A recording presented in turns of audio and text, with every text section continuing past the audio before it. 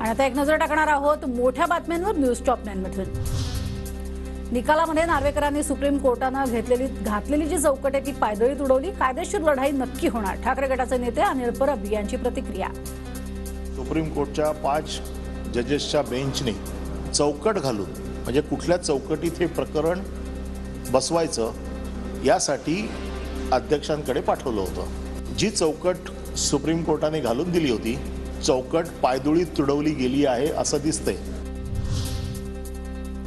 नार्वेकरांच्या तथाकथित निकालपत्राची देशभरात चेष्टा सुरू असून राहुल नार्वेकरांचा निकाल महाराष्ट्राच्या स्वाभिमानाला मारलेला डंख असल्याची सामनात्मक टीका।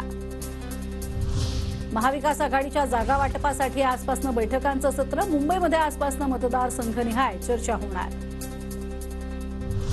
शरद पवार आणि नितीन गडकरी आज एकाच मंचावर येणार। आंतरराष्ट्रीय साखर परिषदेच्या निमित्तानं एकत्र येणार। वसंतदादा शुगर इन्स्टिट्यूटमध्ये आज साखर परिषदेचं आयोजन। पंतप्रधान नरेंद्र मोदी 19 जानेवारीला सोलापूर दौऱ्यावरती। रे नगरमधील 15,000 घरांचा मोदींच्या हस्ते हस्तांतरण, तर या सोहळ्यानंतर मोदींची जाहीर सभा होणार। केंद्रीय मंत्री ज्योतिरादित्य शिंदे आज कोल्हापूर दौऱ्यावरती येणार। कोल्हापुरातील विस्तारित विमानतळ इमारतीची पाहणी करणार। नव्या इमारतीचं पंतप्रधानांच्या हस्ते उद्घाटनाचं नियोजन। 22 जानेवारीला शासकीय सुट्टी जाहीर करा, भाजपा आमदार महेश लांडगेंची मुख्यमंत्र्यांकडे पत्राद्वारे मागणी। राणा दाम्पत्याला न्यायालयात उपस्थित राहावंच लागेल। मातोश्री बाहेर केलेल्या हनुमान चालीसा पठण प्रकरणात न्यायालयाचे राणा दाम्पत्याला आदेश।